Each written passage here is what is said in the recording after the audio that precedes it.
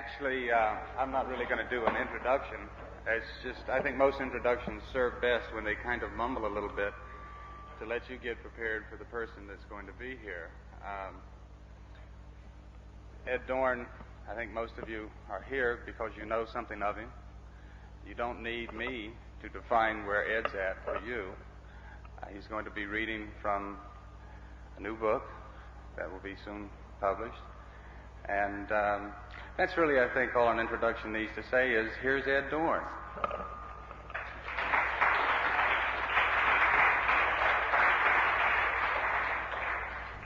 I'm going to begin by reading a section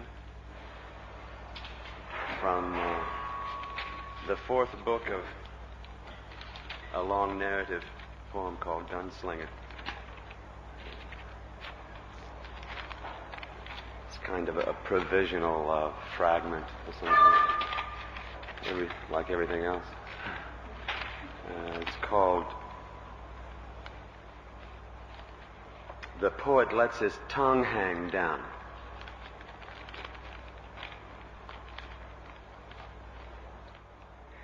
"I would inquire of you," the slinger, leaning forward, asked, "one of the four great questions least troubling my mind since my arrival. Who are the barbarians?" As if in a space elapsed between our sighting, then hearing a jet, the poet grew pale, and his blazing transistor fell from his ivory fingers, four of whom jumped off at the knuckles and ran off with all his rings, and straightway sent notes to the six who remained, expressing contempt and dismay. And the temperature fell in his veins, and his mouth weakened and grew slack, and his eye left the track and wandered about the landscape unlocused, and his tongue fell out over his chin, and his nose migrated, even as Gondwana, too gorged on the immensities of time to be observed, so that its movements must be proven by the striations of its slippage, as they are the scars of the earth. And his ears floated upward, as if helium was all they heard, and his feet come off and sped over the horizon, leaving even the wings of his ankles behind, and his shoes filled with dust, an instant ghost town, complete with banging shutters and peeling posters, announcing the stark, indifferentest proposition, dead or alive, when, behold, the galloping cosmographer dropped under his mount and blew out the oar. Then his hair fell away in a dust bowl condition, and things come to that, all the people of his barren scalp packed up and found their way to California, around the craters of this once rich terrain, the high plains we shall call them. And his brain snapped shut like a greasy spoon when the last customer has ate his chops and then gone out the door wiping his chin with one hand, while the other buys the Times, which he reads standing on the corner, toothpick in his mouth, ram's clobber lines in his eye, and turns the pages to the comics where Rex Morgan is performing and can't be reached, as his hand comes up from scratching his ass to catch the pages in the Michigan wind.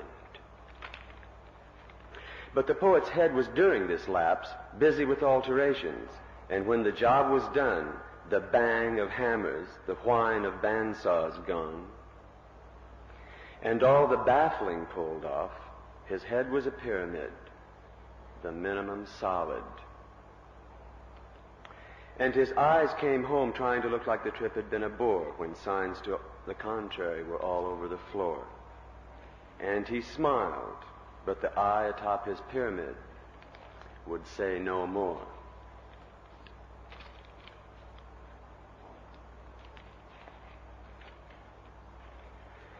That's an extended metaphor.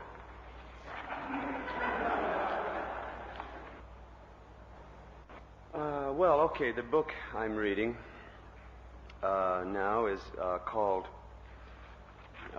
Recollections of Gran Apacheria,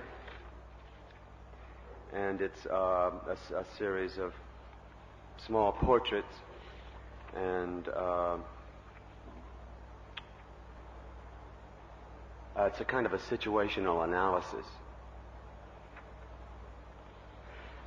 For those of you who don't really know what a phrase like Gran Apacheria encompassed, it was that area the Spanish demarked as Gran Apacheria from about central Texas to maybe the Arizona-California line, the river, the present river boundary, east and west, and maybe some point northern Chihuahua. Say Panos would be a good town actually to take it from, to central Colorado. A kind of, that would be the extent of the area. And obviously other people besides the Apache lived there, but since, I mean, in another way, the others didn't count. That's what they called it, Gran Apacheria. I'm really more concerned with the Western Apache in this case. I don't know what else I have to say about it. It's kind of runs itself in a way.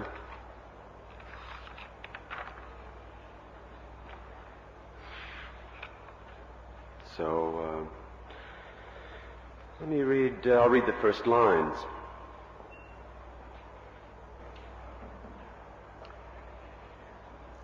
It is bright to recollect the first law of the desert. The children of both sexes. They are of many clans. There is a season of gold along this spine of Dragoon Mountains. Tallow shampoo so the hair is sleek and obedient. When Victorio was killed accidentally, Victorio's sister was no Pocahontas. We call his mother Juana, friends from boyhood, great hardness in old age. When Geronimo was in Washington for the inauguration, General Crook proved to a skeptical world, who can tell what a traitor is? Captain Emmett Crawford, when the Boundary Commission, a treacherous, fiendish look, Bartlett, this material yields. There was a time, the longest continuous run, the women circle the men in conference, the original monuments of perception, out of the sunset movement, so the infant is bound. They were sentenced to observe. The train has come to rest and ceased its creaking.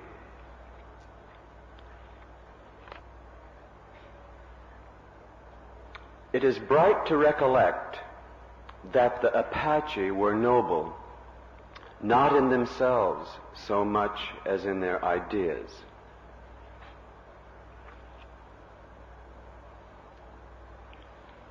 The first law of the desert, to which animal life of every kind pays allegiance, is endurance and abstinence.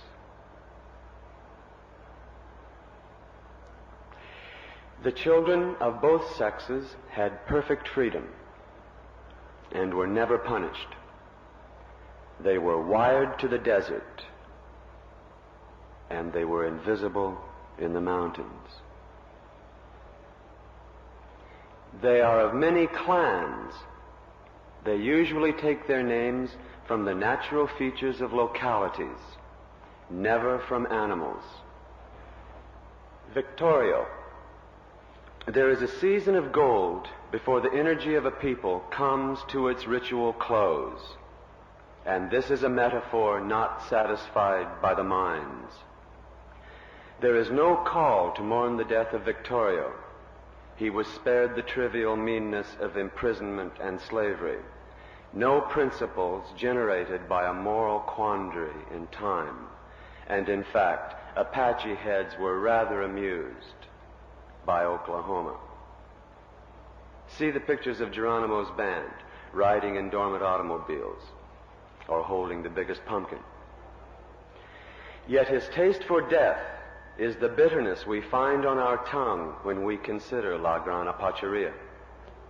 He is the most dreaded, the most terrible, the most famous. Nana and Victorio. Along this spine of Dragoon Mountains, the pains in Nana's bit-off leg, a wound inflicted by the vicious teeth of the alien church, their thin line moves north, then south, across the Rio Bravo del Norte. The wind driving the wildfire of their loyalties. And in the cruel vista, I can see the obdurate jewel of all they wanted, shining without a single facet upon our time.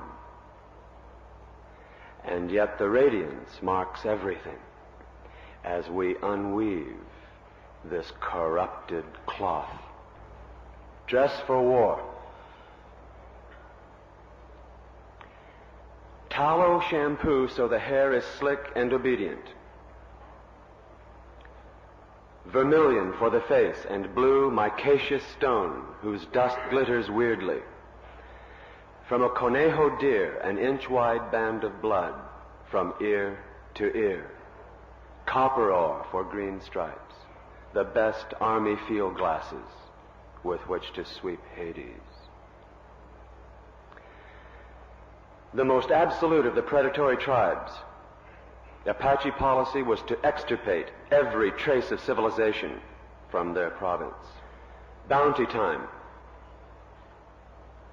When Victorio was killed accidentally by a breed named Mauricio in Chihuahua, the smug governor of that province awarded the killer 3,000 silver pesos and a nickel-plated rifle, which several years later another Apache was to grab from the hands of the bear and blow a close-range hole in the stomach of Sing.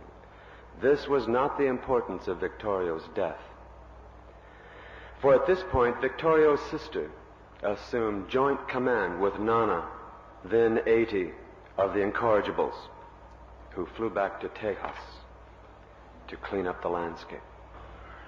The provoking figure of the horsewoman. Victorio's sister was no Pocahontas. She must have been something besides the product of vicious, unfair reporting. That she could split a barrel cactus with the sharp edge of her glance. Like to see White-Eye throat tore out. Like to smell that mind spill over the ground, and all over Mexican ground, most of all.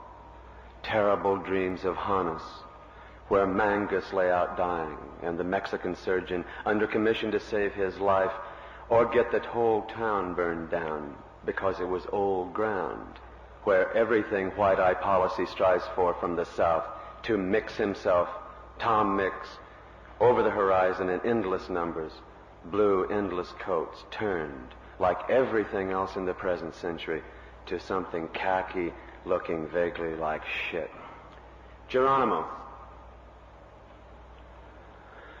We call his mother Juana. She had him near Tularosa, rocket country still. Notorious through his opposition to the alien authority, and by systematic and sensational advertising, his pleasures were widely known as depredations among the invader.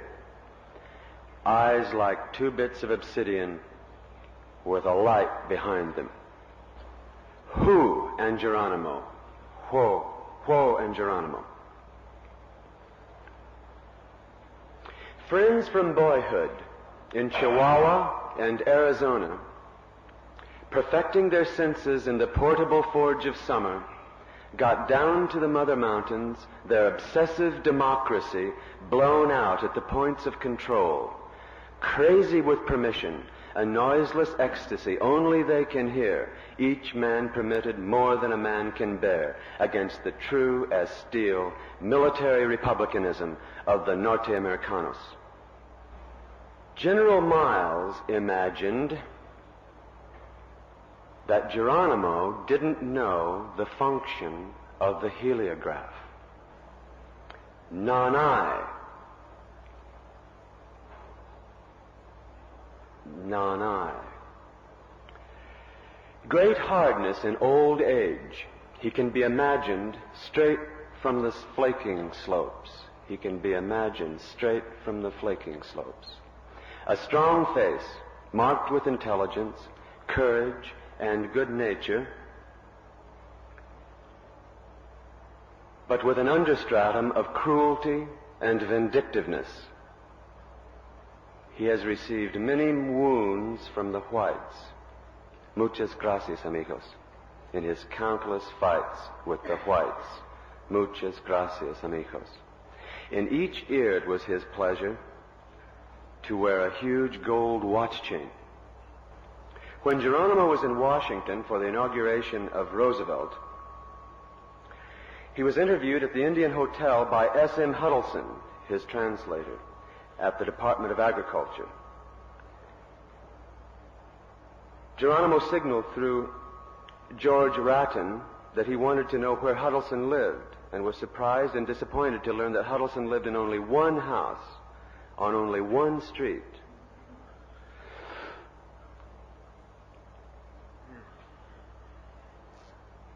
When Geronimo was in Washington for the inauguration of Roosevelt, he was interviewed at the Indian Hotel by S.M. Huddleston of the Department of Agriculture. Geronimo signaled through George Ratton, his interpreter, that he wanted to know where Huddleston lived, and was surprised and disappointed to learn that Huddleston lived in only one house on only one street. Ugh, he said in gruff disgust, and signaled that if he were to live in the city, he would live in every house in it. 1,500 tons of hay at a penny a pound. General Crook proved to a skeptical world that even the Apache were corruptible. He put them to work in the hills at Fort Apache with butcher knives and small sickles. The moving, invisible specter of the phratry on the traitor Peaches. Peaches actually was a famous kind of post-Indian. He did some time in California. I don't remember what the charge was. But when he returned, he was a cooperative. Who can tell what a traitor is? To what? His own comfort? Are there any traitors to that? Those dying of discomfort can accommodate it most. The brave arise less often than the cowardly, yet the group must somewhere remember the mistakes of low and common tendency, even when it is a mistake itself, when the cowardly are too remembered. What sets these things on their course? What participle of this history comes to have the label decisive moment? It was known to be Peaches, caught out, who revealed the escape route. And when, above Janos, we asked permission of the women to strangle the children, and the women consented, and the suicide gripping of the throats of our own children was done, and those delightful voices lay silenced in absolute sacrifice in the burrows where we hid, we slipped out through the light from Captain Garcia's raging grass fire, once more to the Sierra Madre, once more past the jaws of your hungry God, the frenzy of survival rushing from our pores. A period portrait of sympathy.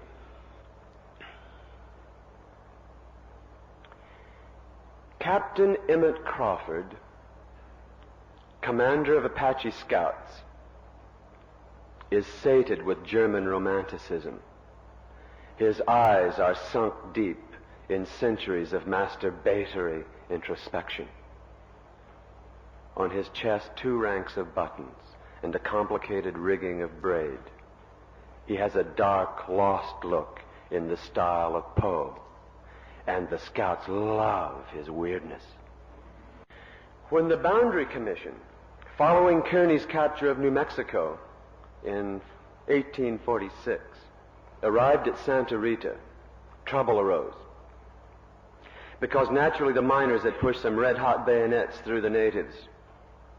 And when they moved west to get this line on paper and out of the Membreño Heart into Chiricahua, they were surveying a border long established by Apache force, and the Gadsden Purchase was made to correct an error of omission.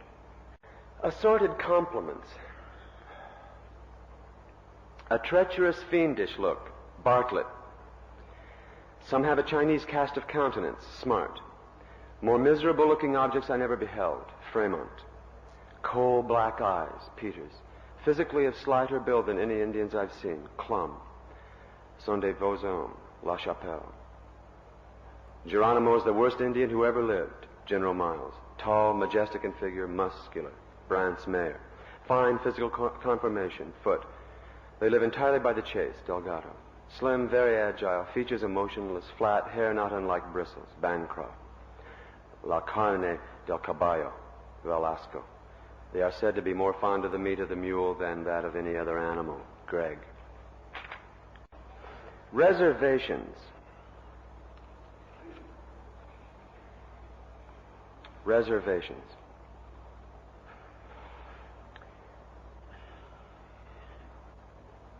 This material yields only insofar as the reality was digested at the occurrence. This material, and this includes the famous greatness of the BAE, is the dung and piss of warfare's invariance. There is the Arabness of the subject. And it is the supreme form of the argument that foreign policy has always been an internal policy at the heart of the American inability to propagate a central thought. At the base of it, one finds the Northern Europeans' marked inability to live on earth with other kinds, and certainly not with kinds other than themselves. But that this manicness is directed like a death ray, even to their own kind, is the ultimate difference. For instance, in our terrain, Bandelier's wretched, derisive reception at Fort Apache, riding on a half-ass, half-horse, or Cushing indistinguishable among the Zuni fruit sellers. It now looks as if their strategic mistake was in not interbreeding with the native blood in the first days and extensively thereafter. Their enforcement of the dispersion of the slave blood, of course, doesn't count. That use is only a marriage of convenience, derived from industrial and technically social considerations, and includes none of the innateness in which the conqueror joins the conquered.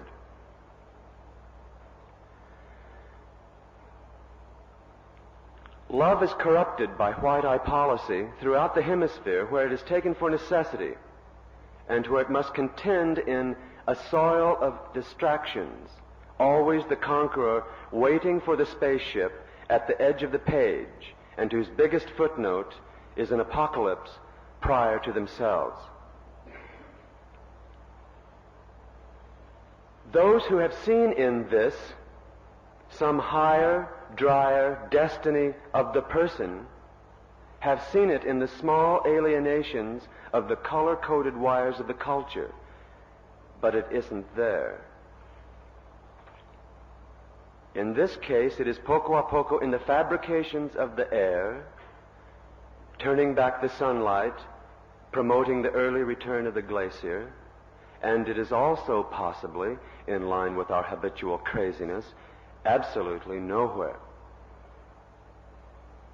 We do not even yet know what a crisis is. Creation. Creation. There was a time when nothing existed. This time was before form. Time rolled on, and space, which derives its character from time, was not distinguished. Now there appears a spot, a thin circular disk, no larger than the hand, yellow on one side, white on the other, in mid-air. The first distinction is naturally given. It is to be as pure conception, not genetically argued. Included in the disk, there is a bearded figure the size of a hand. He is the skyman, the agency of the metaphor, the one who lives above. He wakes as from a long sleep. He rubs his face and eyes with both hands, and where his eyes light, light appears everywhere. Above and below, a sea of light.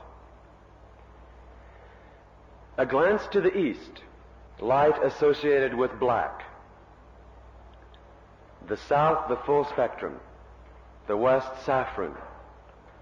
The north, blue. The one then cast out a ball, rolled from the sweat of the brow, and up sprung the parentless girl.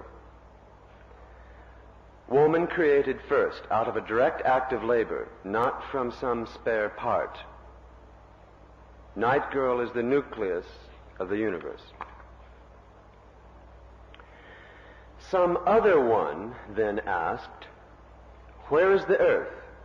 And the one replied to this voice of the story, "I am thinking, thinking. I am thinking, thinking. I am thinking earth." And then he thought a little boy. And poco a poco, the whole phylum was brought into being. There was great laughter in the beginning when all creatures could talk. The whole European distinction.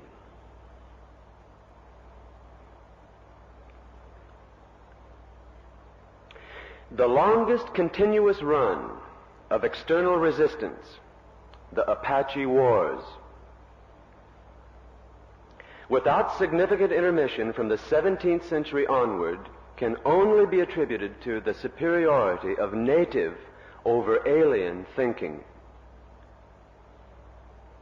And yet they had not invented mind, and as we know, their domain was by mind overridden.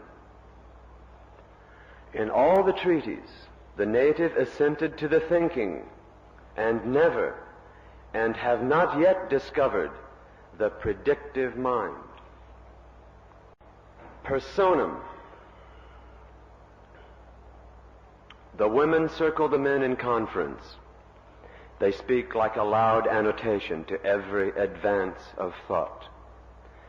They are theologically overheard. Those who overhear them log each nuance of the record. A clinic attention to the future is not to their nature. They ask more of the immediate utterance.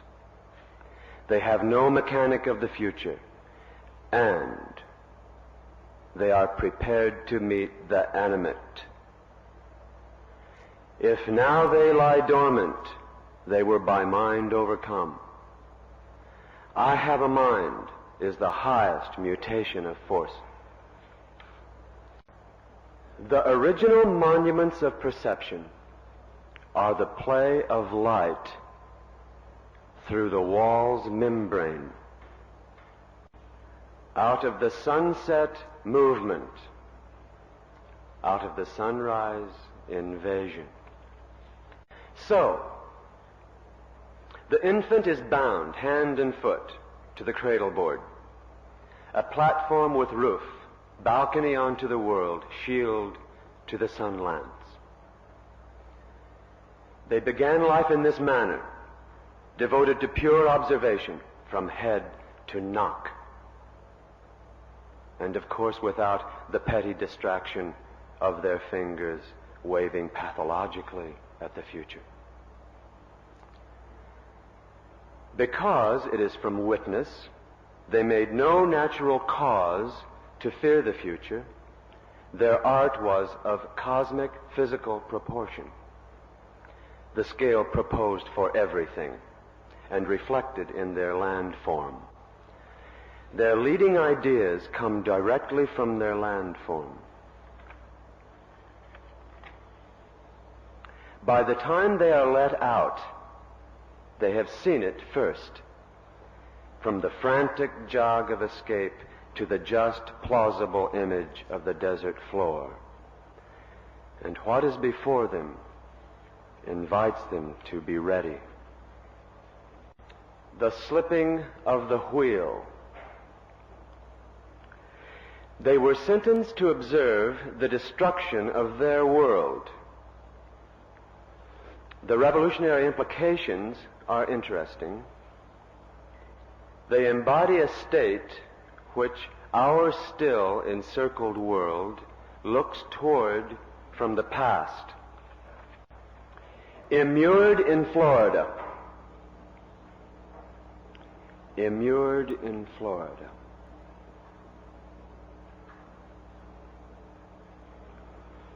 Immured in Florida. La Máquina a Houston. The train has come to rest and ceased its creaking. We hear the heavy breathing of the Máquina, a relic in its own time, like all the manifestations of technical art, and without real gender, and hidden from direct appeal by the particulates of the English language, itself the agent of fragmentation, and lonely accuser of the generic lines, the heavy breathing of the lonely Máquina, stopped in its tracks, waiting for the photograph. The Apache are prodded out into the light. Remember, there are still dark places then, even in the solar monopoly of Arizona and Tejas. We are with the man with the camera. They step off the train and wait among the weeds. They never take their eyes off of us. Wise practice. We motion the way with our shotguns. They are almost incredibly beautiful.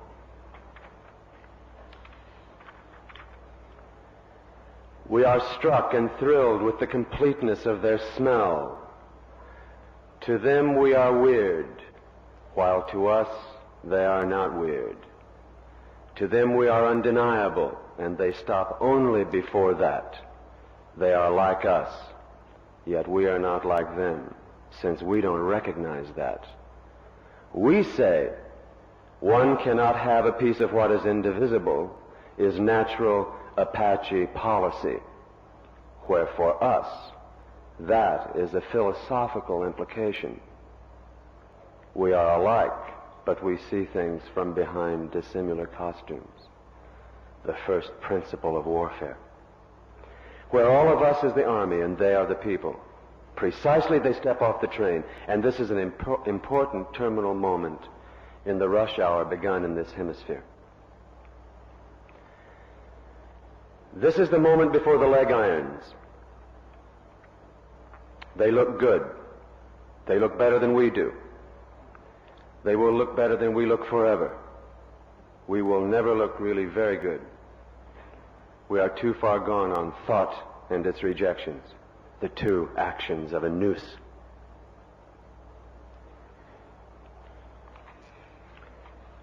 We are struck and thrilled.